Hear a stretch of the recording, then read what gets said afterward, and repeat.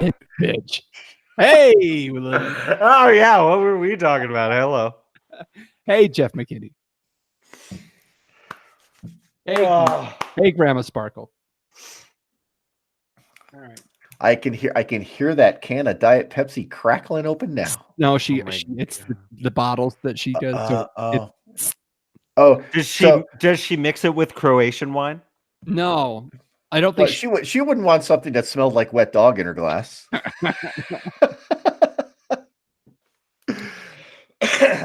No, she would not. Does she have to open it over a sink so it doesn't flow all over the place, like if you open it up at altitude? No. You know, I opened up some kombucha the other day, and shit was fucking. You know what's the worst is tonic water. Yeah. Oh yeah. But yeah, when you bring kombucha home from the store and it's 106 degrees outside, do you really wait longer than 20 minutes to open it? It's 106 degrees outside, then it really is like drinking a lava lamp. Yeah. Marcy found some kombucha that had hops added to it, and it was like 3% alcohol or something like that. Ooh. Yeah. Ooh, she had to get that at the liquor store. Like, you have to show your ID. Show your ID for that one. All right. I really like kombucha. Like, not drinking as much during the week. Kombucha is a nice alternative. It is. So how do you tell the difference between what you drink and what you blow out of your nose? One never mind. Kombucha is delicious, dude. You don't like fermented black tea? What's wrong with you? John, was it you that shared that article about the non-alcoholic bars? Oh yeah, it was 5 or 6 weeks ago. No, it was just like this week. I thought you sent something on GroupMe. Oh, was it? We already kind of talked about it, so I didn't want to go there. Because was it about kin? Drink some bliss. Let's get blissed out on some kin. No, it wasn't me. All right. All right. I got to run a check on this opening audio because I'm not sure how long it is. This is Mark Forsyth, author of A Short History of Drunkenness, and I like drinking too. Therefore, I like the I Like Drinking podcast, where you never drink alone. That's nice. I like that. I guess you can go grab ilikedrinking.com as well. So, I wonder if that exists. I don't know. All right. Go check.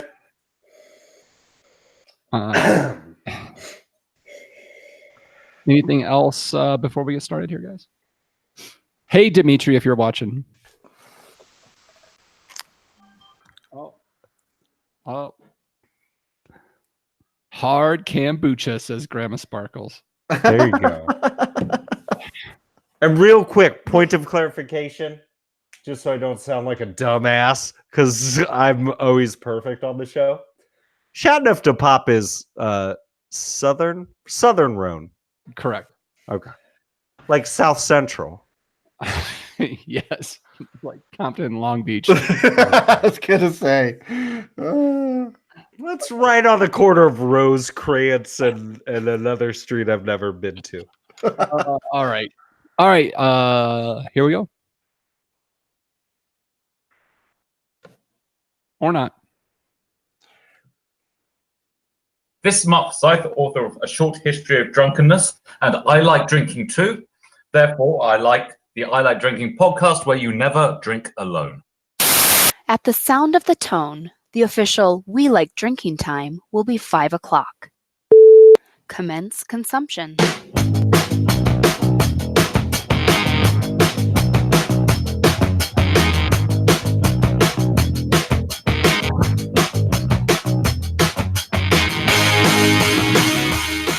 This week on episode 231 of the We Like Drinking podcast, we'll be discussing the same old wines you've been drinking for the last 2,500 years, grapes, hops, and pop culture, and some whiny ass bitch. So crack open your beers, uncork that wine, and let's get drinking.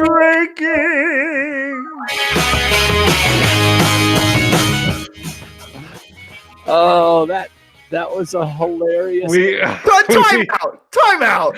we Time out! Time we out! should we should Time change out. that Time intro. out! Time out!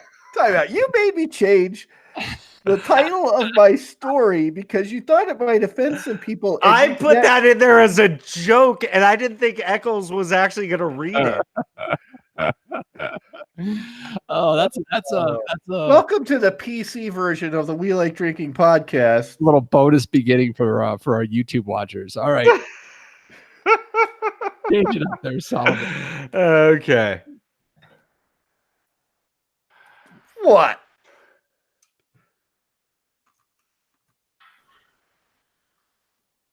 Are we really going to redo this? This is Go no. ahead. Redo it. No, Here we go. no, It's no. good. Are we going to have two intros to the same show? Possibly. Well, That can be at the end. You can put that cut, like, drop it at the very end. That's the blooper reel. at the end. Yeah. On the- And media res is what they call that. all right, get your sniffles out of the way now, Solomon. What are you talking about? They are. That's just how I talk. He's hawking up some kombucha. You're a fucking ableist. That's what you are. Here we go. Take two. I'm not able to clear my throat. This is Mark Forsyth, author of A Short History of Drunkenness, and I like drinking too. Therefore, I like the I Like Drinking podcast where you never drink alone. At the sound of the tone, the official We Like Drinking time will be 5 o'clock. Commence consumption.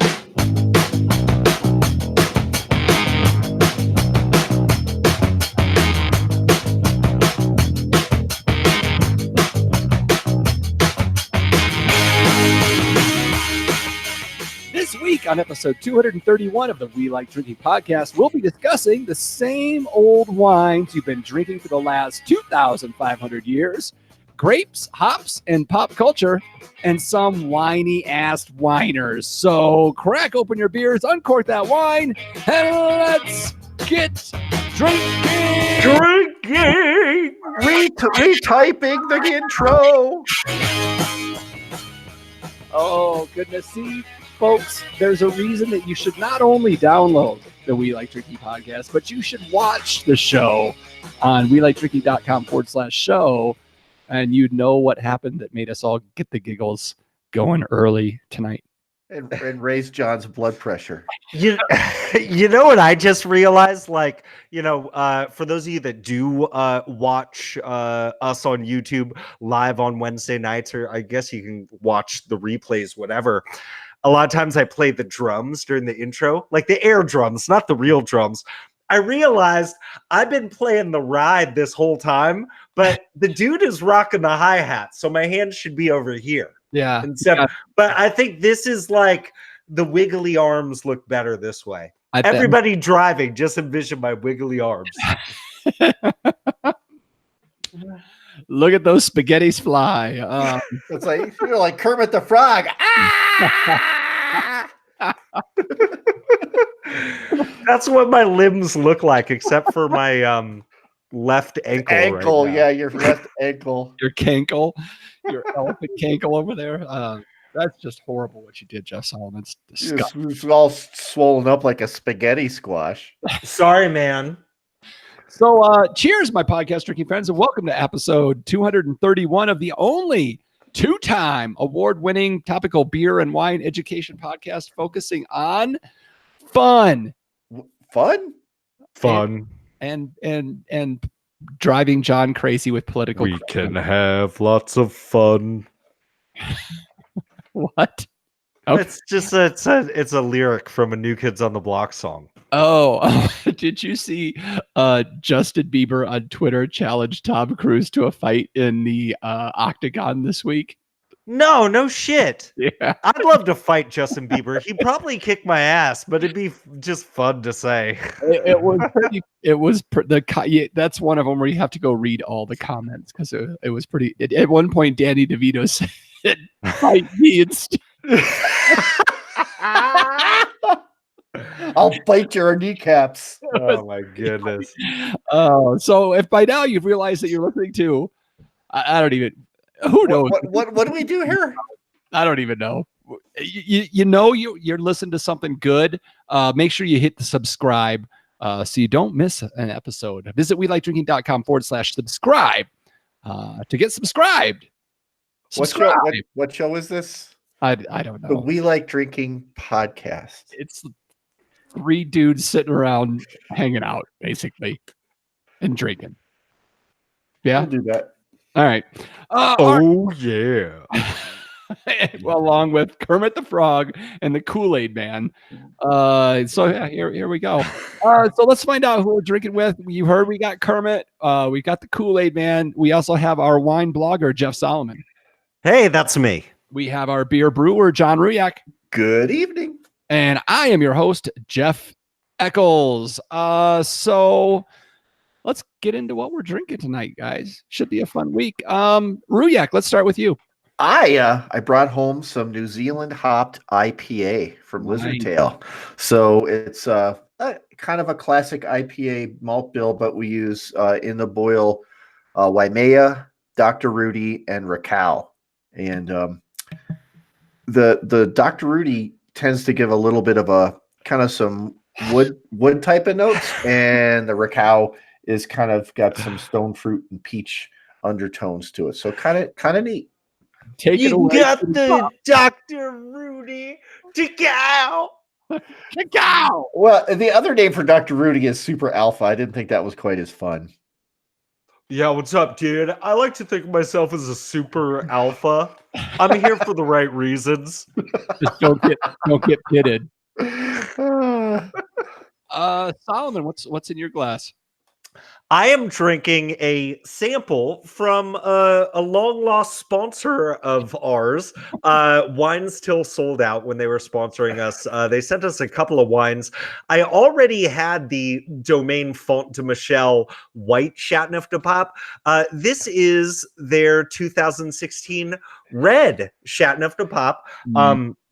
So thank you so much to Wines Till Sold Out for sending that to me, and also just being a sponsor of ours in the past. I think you can still go to WTSO.com/WLD.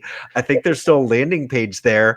And if you do find some wines that you like, you could try WLD 2019 at checkout, and maybe you'll get a discount, or maybe they will send goons to your house to shake you down. I don't know. But much appreciated, y'all. I haven't really gotten into drinking this yet, but on the nose, there's just this beautiful, like, stewed red fruit on the Chateauneuf de Pape, which just, it kind of brings me back home. I haven't been drinking a lot of red wine lately, and this was something that I've always loved about Chateauneuf de Papes. And on the palate,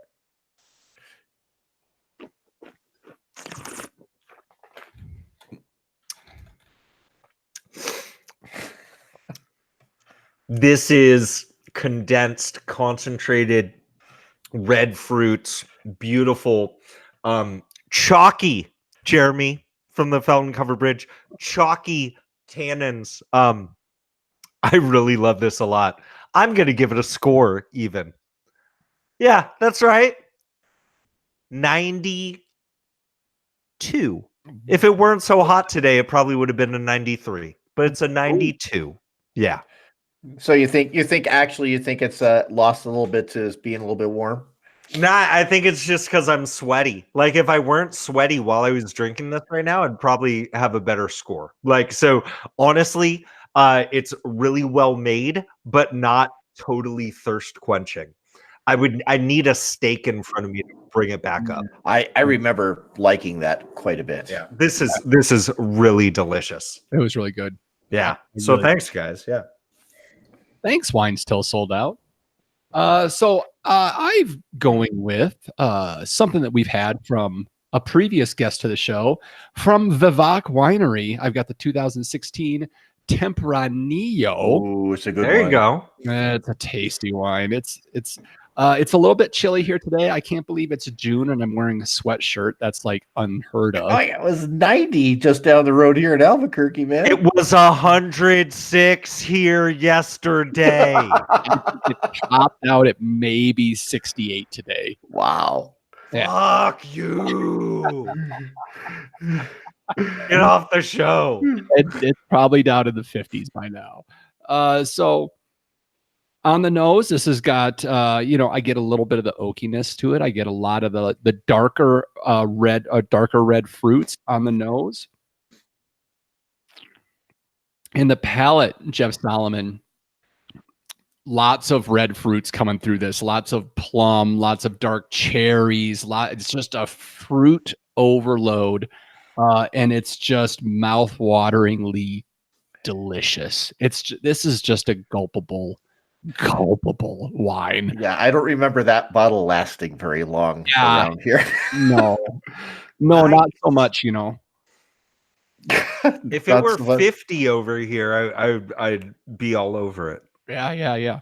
All right, so let's do this. Let's get into the show. You know what we like to start off with, so let's get right to it and get into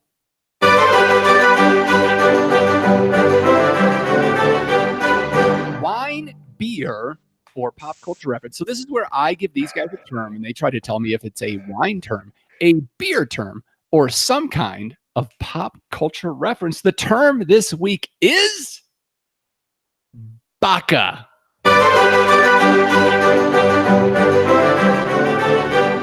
So is Baka a wine term, a beer term, or some kind of pop culture reference? I went with Ruyak earlier, so I'm going to go with Pointy McPointer Sir Jeff Solomon.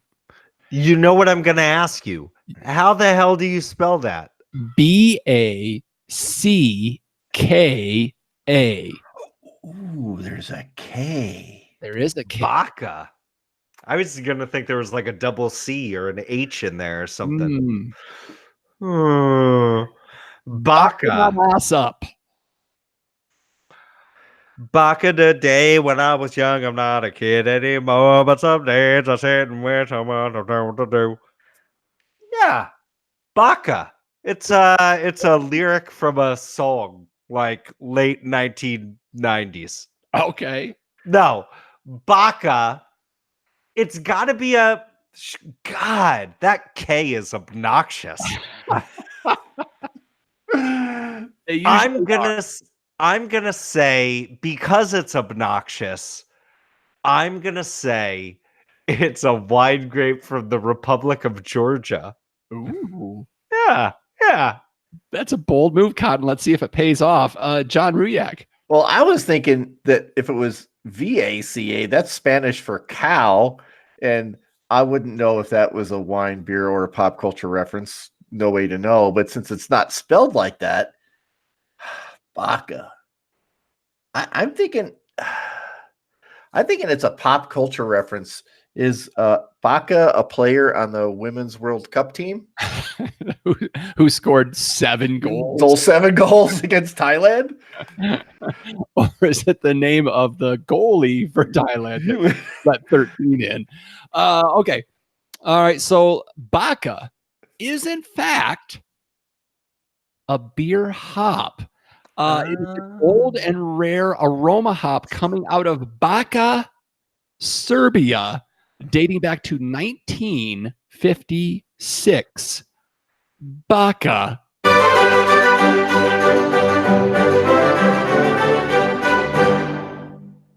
Wow, shut out.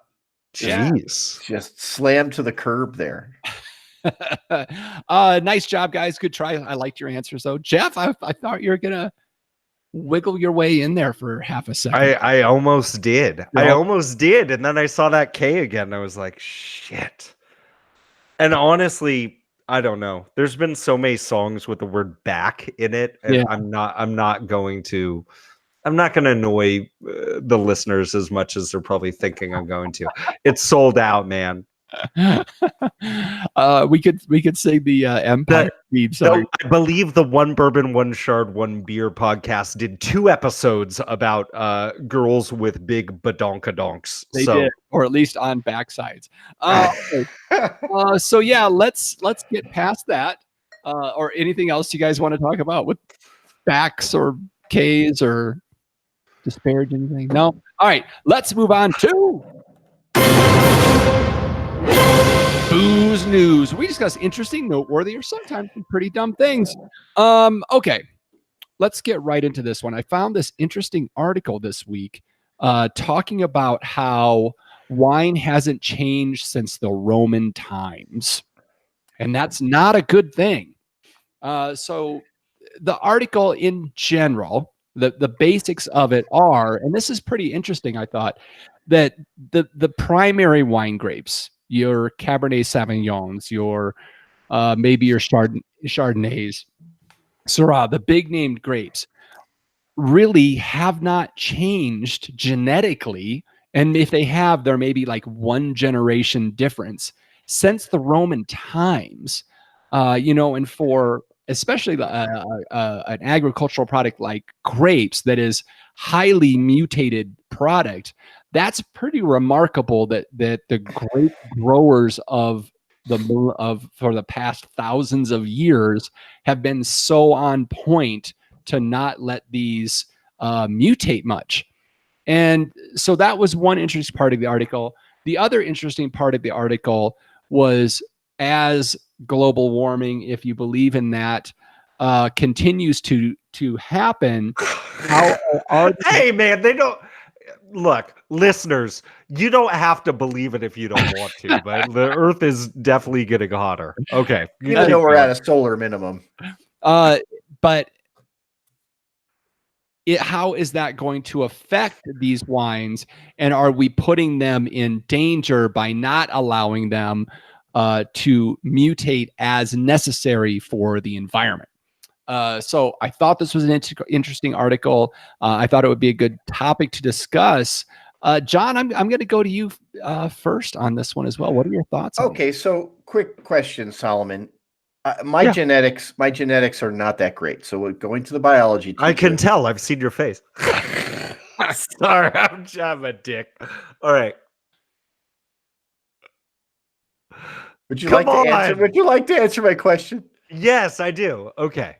So, genetics aside, that doesn't necessarily mean that they're not expressing particular genes in a different way. Is that correct? Oh, they definitely could be expressing genes in a different way based on the environmental pressures. That's totally true. Okay, so the DNA is the same, but certain genes are coming to the fore, or things of that nature that are just being expressed. So that doesn't mean the total DNA sequence has changed. It's just that they've.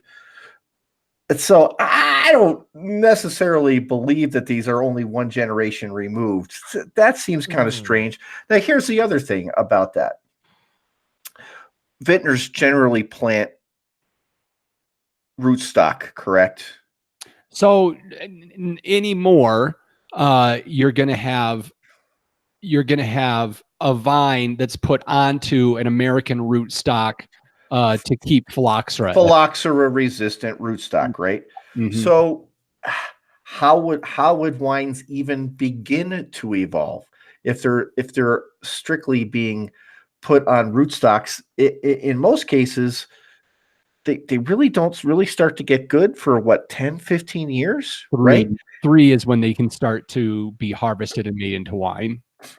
Okay, but they really want the rootstock to get as deep as they possibly can into whatever water table that they're at. Hopefully they don't have some sort of clay 15, 20 feet down so they don't get wet feet, blah, blah, blah. So, but, as far as wines or grapes, adjusting phylogenetically or however genetically to respond to climate change, that's going to be a human driven thing, not a wine grape driven thing, right? So Let me kind of jump in a little bit because Eccles talked about global warming, and granted, that is a factor that has an impact on wine grapes. I think the bigger issue with the reason why these grapes aren't changing is because they're just clones. You take a cutting off of this parent and you graft it on a rootstock, or in my backyard, just stick it straight into the ground. It's the same original plant. And so that's why the DNA isn't changing. Now, the real issue is not necessarily global warming is an issue, but the real issue that they're bringing up in the article is a lot more about different pests that we're dealing with, right? Like just even going back to, look, why are we all grafted onto American rootstock? It's because of phylloxera. Why is American rootstock resistant to that? Because it was genetically isolated on a different continent, evolving for all these years. So it didn't have to, it was evolving along with phylloxera to be resistant to it. But phylloxera is just one thing. I mean, you go down the list. Sometimes it seems like they're making them up. Like the wing-tipped willy whispers are coming around this year. There's always new pests, always new fungus and bacteria that are attacking grapes, causing desiccation. And so on that sense, it is an issue. You know what I mean? It's an issue in the sense that if you've got a species that is not changing along with everything else in the environment around it, it's a lot more susceptible to these diseases. That being said, we sure do have a whole lot of technology at our disposal. And while we could say, look, with grapes, because we're so specifically planting very particular clones that bring very particular flavor profiles, that's definitely an issue. But like agriculture in general suffers from this, right? Like even planting from seeds, these are seeds that have subtle variation, but we selectively bred these plants to have these different traits. That being said, I look at we haven't dropped a Randall Graham name drop in a while. Yep, you look at what he's doing at Popoloque Shum down in San Juan Bautista, where he's trying to get a bunch of brand new varieties of grapes planted from seeds just for that purpose. Right. Like, are we missing out on what would really be a wine of place? Because really, I mean, if you really think about it, there's no such thing as natural wine. We're sticking fruit roll-ups in the ground. like real talk. If you want to really talk about like natural wine and you want to talk about really changing with the times, how about people start planting grapes from seed? The problem is you don't know what the hell you're going to get until 3 years after you plant it, and then you might not be so happy with what you end up with, and so you got to start over. Natural wine, that'd be a hit. If it tasted like skunk barf, it'd be like, this is great. It's natural wine. Yeah, but so I guess the big issue I would say is that, but aside from the issues that might be involved because they're not co-evolving with the pests, I think it's really cool. And honestly, when I first read the title where it's like, and it might not be such a great thing, I thought they were saying like, oh, we need to get with the times. We're drinking like old ass wines and we need to try something new. I think that's really cool. And I think that speaks a lot to, how deeply ingrained culture really is in us, Mm. that we carry, there weren't a whole lot of scientific studies that they were doing. It was just like, these grapes right here taste great. Here's some cuttings, plant them where you go. You know Yeah. what I mean? Like, I think that's fucking awesome. Yeah, I think that's so cool. I do know? too. That it's stuck around as long as it has. But like you were saying to the Randall Graham thing, I think as you think about this, that we're really drinking kind of the same juice that we've been drinking for thousands of years. There could be it even lends more credence to how cool something could be that comes out of that Randall Graham project, right? Like we could get whole new flavor profiles that maybe we like, and maybe we start seeing evolution. Maybe we start seeing grape growers trying something new in small plots, and maybe we see some advancements there. Not that and I'm not saying that that's something that we absolutely have to have, but both sides of the coin are pretty interesting and could continue to be interesting and fun to explore. As the beer industry, I mean, they're constantly mucking with hops and crossbreeding and all this other stuff. I mean, they've got hops now that have chocolate notes. They have hops now that have coconut flavors in it. I'm like, yeah, you could keep doing that. That doesn't mean people are gonna like it. See, I think that's great too. And so like the thing is, like, on a bigger stage, is a classically trained French chef doing a traditional, like, Michelin star meal. Actually that sounds really good, but I mean, like, is that what you want all the time? Sometimes I want a greasy ass burger and fries. Right. And I guess what I'm saying is I'm respecting all sides here. Like, it doesn't need to be. And sometimes I think there's this false dichotomy that's set up that you have to be more of a traditionalist with wines, or no, you have to be cutting edge. I really think it boils down to, look, I don't know how many people like really get into becoming winemakers for the money. It seems like a lot of time it's the other way around. Like, people have money and they're like, I guess I'll make some wine.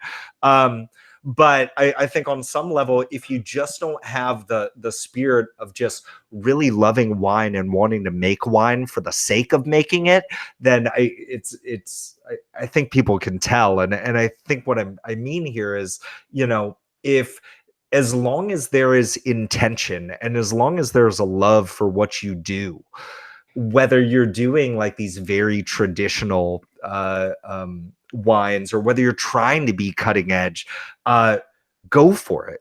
You know what I mean? That's easy for you to say as someone who hasn't sunk hundreds of thousands of dollars or their entire retirement fund into a winery. They call it the bleeding edge for a reason. It hurts out there. Right? Yeah, no, and I get that, and I think that's why, I gave a score on this wine today, and Jeff was very shocked. One of the reasons why I don't give scores so much anymore, it's like, because who the fuck am I, dude? Like, I could talk to you about what I taste, but like at the end of the day, like, I'm not here to like rip to shreds somebody that's just trying to make a buck off of something that they love, unless they deserve it. Unless they dry hopped this with some roasted garlic. Well, and doing this show, I think, has changed, as far as our perceptions. If people want to make those experimental things with new grapes, new rootstocks, growing from seed, dry farming, whatever, I guess the true critique is whether the wine is well made, not necessarily. Now, a component to that is it drinkable too? Mm-hmm. I mean, you can say a beer is well made, a wine is well made, what have you. and not care for it, meaning they followed all the steps, they did all the things right, they monitored the fermentation, there aren't any off flavors per se that would mean that it was infected or what have you. But you still have to pour it past your tongue, right? So there's I don't want to say there's a fine line there. It's not a fine line, but there is room for experimentation. But again, easy for us to say the people that don't have hundreds of thousands, if not millions of dollars, and lots of people working for them, and it's several years before you see the fruits of that labor. Mhm. So yeah, that's tough. Although, you can make educated guesses about these things too. I mean, if you plant a couple, if you have a grape that tastes like something and you plant a seed, well, if the terroir is the same, if conditions are about the same, then you would expect the grapes to taste somewhat similar to that, right? You should have a decent idea of what's going to happen. Right. And I did want to throw something out there that it was on the tip of my tongue. It didn't come out yet. Something that was mentioned on the very tail end of this article is that, yes, genetically, with the 28 different ancient grapes that they were studying, that they were finding like these relationships. One thing that we're never going to have a truly firm grasp of is exactly what did those wines taste like. Right.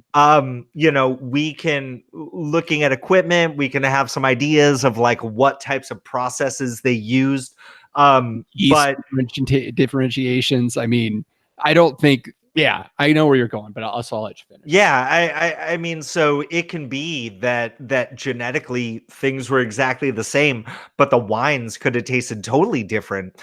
And I might think about, just think about from one vintage to the next of the exact same producer, how you taste those differences.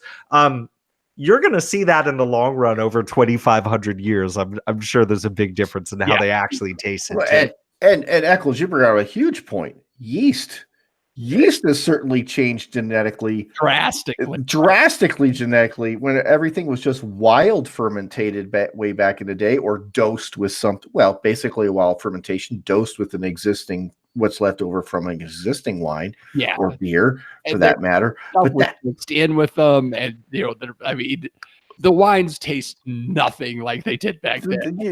Not even close. I mean, I can make the exact same recipe and do exactly the same thing and add two different kind of yeasts and get two totally different beers. Yeah. And we're probably looking at 6% alcohol back in the day, as opposed to what we've got now. 14s and 15s, right?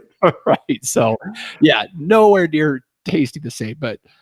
Good discussion, guys. I mean, I thought it was an interesting article. I thought it would be an interesting discussion, and it certainly was. So, yeah, good thing I read the article before we started. I was about to do a little toga party over here. And we after toga. All 7 years of college down the drain. All right. Well, that was a great, educated, smart, on point discussion. John? So I was just kind of perusing through the internet just because, we do a show on Wednesdays and release it on Thursdays or Fridays. If you're a Patreon, you get it on Thursday. One day earlier. There you go. Along with some other goodies. But, you're just looking for something to talk about with the guys. And so I run across this article written by Drew Millard. And it says, "I'm upset," and this is on The Outline. And let's preface this: The Outline isn't a magazine. The Outline isn't a newspaper. The Outline isn't a TV or radio show. The Outline is a blog for people to write in and just bitch about stuff. It's an open forum rant blog, and that sounds like the greatest thing ever. Well. Yeah, so I guess Drew's happy because he ranted. He's upset. He says the only thing worse than craft beer is craft liquor. Take everything that annoys you about craft breweries and make it all 20 times more expensive. Okay. He makes some fair points already. He made some fair points already. Yeah. The craft liquor is 20 times more expensive than everything else. Well, some of his numbers are, but he makes fun of cideries, he makes fun of meaderies. He's just like everything. Just why even bother taking part in the craft beverage revolution if all you're going to do is bitch and complain? Now, I will say this. I mean, bitching about craft liquor. I think I've told the story a gazillion times about the first time I tried some craft liquor was in Leadville, Colorado. And I asked if this was like aged or charcoal filtered or anything like that. They're like, dude, it was just distilled last week. I'm like, whoa, let's fire up the tiki lamps with this stuff. If it wasn't for the jackalope sausage that I had outside, I don't think I would have been able to get through it. But one of his comments was, "I'm very upset to report that the liquor industry is seizing the moment and is becoming craft as fuck." So I guess his complaint is that it's being taken over by people with the handlebar mustaches and stuff like that, and they're happy to pay $8 for a shot of bathtub gin made at some distillery in some industrial district in any city USA and charging a shit ton of money for it. With some rosemary and quinoa thrown in it. Actually, rosemary in a liquor sounds pretty good. Yeah, it does. I would do that, but I guess there's a lot to complain about with craft liquor, I think. But you got to give people the ability to fail. There was a lot of growing pains in it's a burgeoning California wine scene from the 70s. So there's a lot of people that failed, a lot of people that failed in the craft beer industry before it actually took root. So these guys are the vanguard, and you gotta give them a chance. One of my wife's friends will remain nameless. She won't drink any New Mexico wine. I'm like, well, why? Well, it's like California wine was 30 years ago. Well, okay, California wine 30 years ago was pretty freaking good, right? So how is New Mexico wine going to get any better if people like you don't drink it? So it does take a little bit of the explorer, the dedicated person to help people develop their craft. You need fans. So, you're doing a good job. I'm going to drink your stuff. I really hope you get better. And if you don't show market improvement fairly quickly, then those people will die. They'll die in the vine. But the people that are able to quickly adjust the way they do business or the way they produce their products will gain a following, and they'll establish themselves. Heck, you know what? Right now, from what I'm reading, there are a lot of American single malt producers out there that are butting up against the high-end Scottish stuff. So you gotta stick with your buds. You gotta help them grow. You gotta help them get better. You gotta give positive feedback to people. Yeah. If you're patronizing their business. Yeah, and Drew had a lot to get off his chest, and I'm glad he had a forum to do that. That guy needs a hug. I'm never going drinking with the bastard, though. But there is a point that I think he has, and it's a tough point because it's accurate, but yet it's unavoidable. In that, okay, if you're experimenting with a craft beer, you're out $12.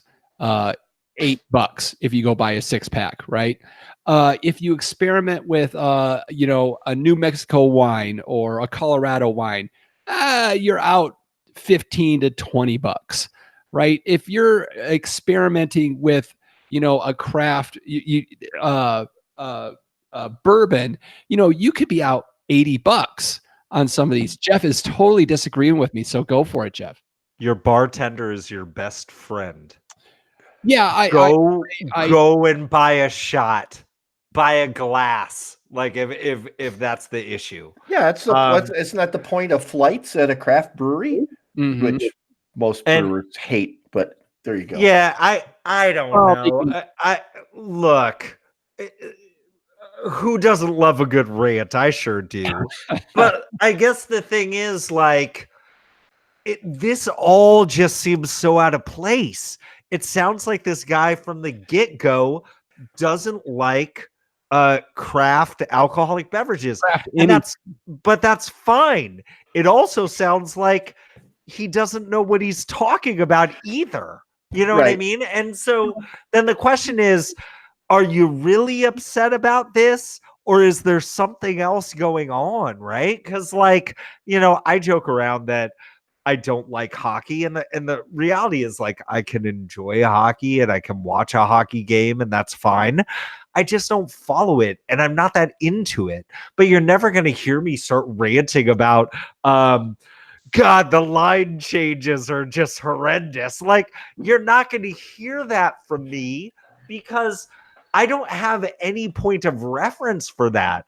So look, just because you don't find value in something, that doesn't mean that it's not of value. It's just not of value to you.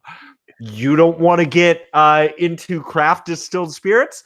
Fucking don't. I don't give a shit. Like, I guess that's my thing. Like, it honestly sounds like this person is really excited about new Coke coming back for the summer. Well, and some of his numbers, it says Entrepreneur Magazine's estimate while it only takes $250,000 to start a craft brewery, it can cost $5 million or more to get a craft spirits distillery up and running. Those numbers are way off. You can do a craft brewery for about half of that. And that includes upgrading your space. It depends on how many, seats you want to have. And that kind of stuff. Who knows in his market, right? He's in, or is he in North Carolina and Durham? Yeah. And $5 million to start a distillery? Holy shit. Are you like Seagram's? Are you like Four Roses just wanting to hit the ground running? I mean, come on. Now, I will say this: if you're aging spirits and you want to put some of your distilled product in barrels, it's going to take you 3 years to turn that around. You cannot be undercapitalized. Yeah, but everybody knows for the first couple of years you're selling shiners of somebody else's stuff. You're buying and selling.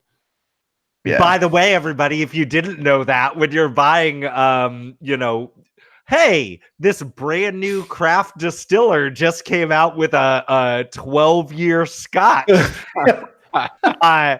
They didn't make that. They bottled it. They bottled it and they're selling it to you with their label. Just so you know. And ours is going to be just as good. I'm outraged. But yeah, I mean, I don't know what to say. Like, honestly, like, really, on some level, I don't know this person, but it seems like they're really scared of like the next generation. If this guy was around like in the 1950s, if he was like an older dude, he'd be upset that Elvis was shaking his hips on TV or something. Like, it's just whatever, dude. It's not your thing. Don't worry about it. Drew should like write in and ask if he should be in our show, and we're going to say no. He went to buy his favorite whiskey and it had been moved off the shelf by some craft distilleries. That's what really happened. Have you gone to any craft distilleries? Either of you guys? Yeah. I mean, I don't know how you what do you- define a craft distillery. I've been to St. George, which is pretty big, but they're crafty. They get around. Yeah. What do you mean They're they're just crafty? They're just my type. They're crafty. I've been to a couple here in the Springs. Oh, have you been to Oak and Axe? Mm-hmm. Yeah, how are they doing? Doing very well. Good for them. And 291 as well across the Yeah. street. Yeah. Nice. Interesting. How's the weather, everybody? It's Well, no, I mean, from a product standpoint, I mean, are they putting out interesting product? Is it enjoyable? Are you drinking it neat? Are you drinking it on the rocks? Are you drinking it with a splash? Are you drinking it in a cocktail? Or all of those things and taking a lift? I was drinking them neat at the time. You were what? Drinking them neat at the time. Yeah. Yeah. Okay. All right. Anything else? We got to get Drew's email so we can let him. I was drinking them swell. Oh, where are you now? Yeah. I was drinking them keen. All right. Anything else on that, guys? No, we gonna talk about Sam Calagione's beer gut or no? Take it away, John. No, it's your story. I don't want to talk about it. It's my story. What do you? Oh, Yay! you want to talk about that one? Sweaty consumers. I don't even remember what that one is about. No, make it. Craft breweries going for the lighter thing because sweaty consumers. Sweaty consumers. That was the going after the Michelob Ultra crowd because Michelob Ultra is doing quite well, and so craft breweries going after that market. What say you, Chef Solomon? Hey, now's as good a time as any to remind everyone the one time that I was running a half marathon and Michelob Ultra sponsored it. No, MGD 64 sponsored it, and the person right before the race says, "By the end of this race, you will have burned enough calories to drink 2 cases of this." And I'm like, "You're being irresponsible. Don't say that." No, I think it's cool. So, you're talking about how a lot of craft breweries are really turning towards making lower alcohol, lower calorie drinks. Really, with as much headway as craft breweries are making, the vast majority of folks in the United States, in the world, are drinking watered down light lagers, and so you're seeing a lot more craft breweries like kind of doing things like this, and sometimes they're taking a health angle, sometimes they're not. I was kind of excited to see that my favorite marathoner, Meb Keflezdi, is now sponsored by 26.2 Brew, which is made by Marathon Brewing, which is a subsidiary of the Boston Beer Company. The more and more I think about it, I think that this was an article written by Boston Beer and what's it called? Dogfish Head. They merged, and we're talking about all their products right now. But I think that's fair. I think that's totally fair. And we've been talking a lot recently about, on some level, like I love wine and I love beer more than anything else because of the taste. And there are times where it's like, God, a beer would be delicious right now, but I don't need that much alcohol. And we're talking about alternatives. And on some level, if I was still a Coors Light type of guy, I don't think I'd have that problem. Because I could drink 2 cases and I'll be just fine. I'll just run a half marathon afterwards. Or kombucha tea. Yeah, well, that's the thing. I've been drinking a lot more kombucha lately, and it's nice and lightly fizzy. Actually, sometimes extremely fizzy, and low alcohol, and that's fine. I think that there's definitely a market for that. I'm not honestly. What's that? A growing market, honestly. Yeah.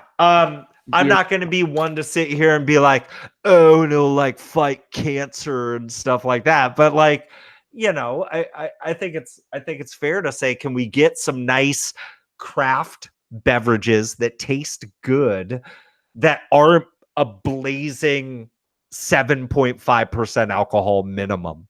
That'd be kind of nice sometimes. So, I'm all for it.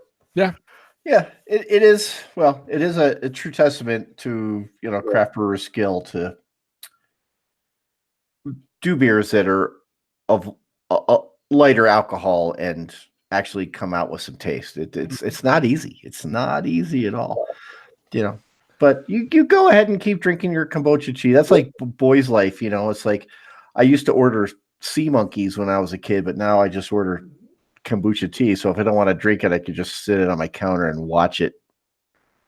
You're horrible. And I will still say, if you're just talking about alternatives, the Lagunitas hoppy water, that stuff's really good. Yeah. Like, it's really good. Like, it doesn't taste like beer, if that's what you're expecting, but just a neat, like, beer like beverage. That's a nice alternative where you don't have to drink alcohol. This really makes sense because we're seeing more and more people that are looking for low alcohol, no alcohol drinks and that's what they want. And so this makes sense to produce something like this. I've got a low calorie IPA from Dogfish Head out in my fridge right now. That's not bad. How many calories? 86 maybe. That's not an IPA. It's a hoppy American light lager. It's a hoppy water. It can only be like what 3.7, 3.8% ABV. Maybe it's 90 something calories. I don't know. Well, I'm just whatever. Support the craft beer movement. Fuck Budweiser. Fuck Miller. All those guys. But drink what you like. Whatever. Don't drink. Is it really beer? Anyway. All right. That's enough of that. The show's gone off the rails. I don't even know what we're talking. We haven't got off the rails. We just lost our direction a little bit. So I'm just apparently IPAs are defined by calories. So before you drink that, there is another IPA category now. It's called mountain IPAs. Oh, there you go. Just go ahead and get like a nice like scoop of ice cream to have with it. You'll be fine. And do we need to start having a husky IPA for the high calorie a rib sticking IPA? Gotta get some barbecue sauce with that. Yeah. Already a Hungry Man IPA. Just stick it in your microwave. It's good to go. Just like a stack of pancakes. You get the mashed potatoes, you get the meatloaf, and the cherry cobbler for dessert. There you go. I saw we had Is that like a TV dinner IPA? Yeah. Solomon, if we stop talking, he's gonna end the show. Peas, corn, Salisbury steak. My oldest had his first Hungry TV dinner this weekend. It was awesome. Oh man, it's mind blowing. Yeah. Remember that ZZ Top video, TV dinners, and the monster crawls out of the tray? Yeah. Mm-hmm. I like to do. I basically with my fork, I do like a H, like a vertical on each side, and then a horizontal in the middle. Yeah. The vent. How's that motion go again? Like, this is not a family friendly. Please don't watch this on YouTube. Time to clean house, lock the doors, and clean up some other things. So what we do here, folks. We're looking for a little help on the socials. You can follow us on the socials on Twitter at We Like Drinking 1. That's the number 1 on Instagram at We Like Drinking, or join our private Facebook private Facebook group known as The Tavern by visiting welikedrinking.com/tavern. Solomon, if the good listeners want to leave a review about what they think of our show, you know what? No, never mind. Where can they go to do that? What? I was thinking, don't do it in the YouTube comments section. Bad idea. You're probably listening on Apple Podcasts, so go ahead and scroll down to the bottom of the page where you see that you can leave a big fat 5-star review. And let us know what you think of the show. Are there things that you love? Are there things that you'd like us to change? We take that shit to heart because this show does not exist without you. So leave a comment. Yeah. And John, if the people are like, these guys are so good, I should throw some change in the cookie jar for them, how can they go about getting that cookie jar to us? So yeah, if you're driving down the road and you stopped at the toll booth and you drop that quarter and you come back later on and dig it out from underneath your seat or whatever, just visit welikedrinking.com/pledge and just get a little more information on how to become a Patreon of the show and help us keep the lights on. There you go. Going back to the reviews, Jeff Solomon, we have a new review this week. Is it an update from Whale Tate Johnson? It is not an update from Whale Tate Johnson. It was left June 6th from, it is titled The Best from Wine Beer Me Up, 5 stars. And they say, I feel like they're my friends. LOL. I don't know what that says about their person's friends if they're laughing at them. But Wine Beer Me Up, thank you so much for the 5-star review. We certainly appreciate that. Email us at admin@welikedrinking.com or jeff@welikedrinking.com, and we'll get some swag out to you for that. We appreciate it. Yeah, thank you. I feel like I'm your friend too. I wonder if Whale Tate Johnson will go update their review now to get back on top of the most recent. I think his update's going to be like, can I get some swag? What's that email address again? You can also find the show notes for this episode with all the links to the stories or mentions we had at welikedrinking.com/episodes. Or if you're on your phone right now, John Ruyak. What? Do you even listen? Like John's so I was trying to think about what I was going to say and when you one more time around. Okay. Jeff Solomon's making the motions to try to help you out, but it's just not. I don't do American Sign Language. I am working on it. Jeff Solomon, if they want to leave a review for us, how can they do Oh, I'm right now. I'm showing John Ruyak the American Sign Language for bullshit, which is my favorite.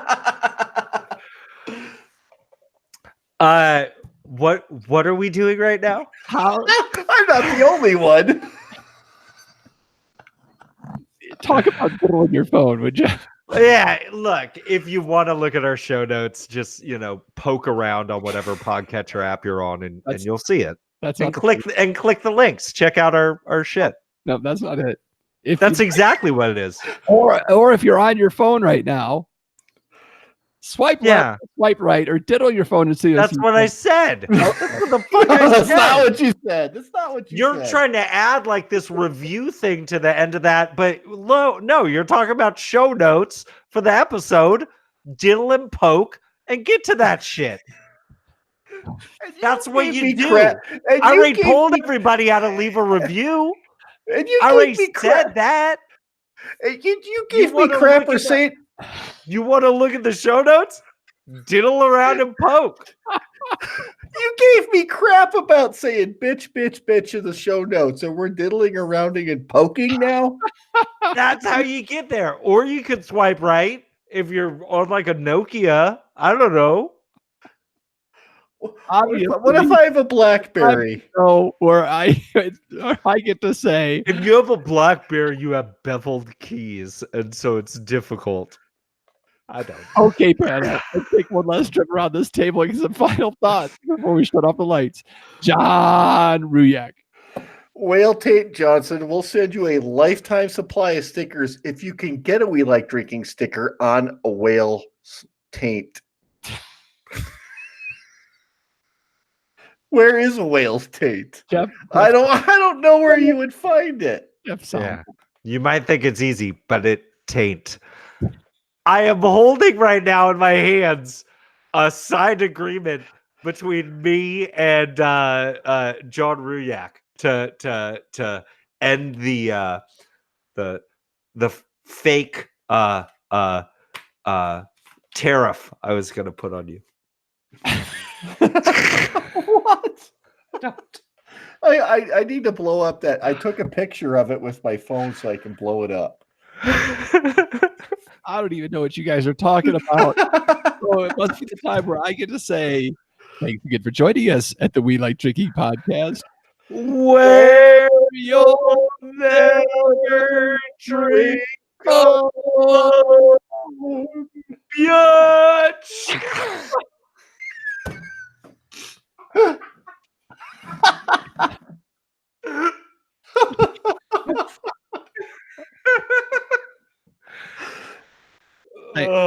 Thanks for watching, viewers. You're welcome for that. See you next week. Oh.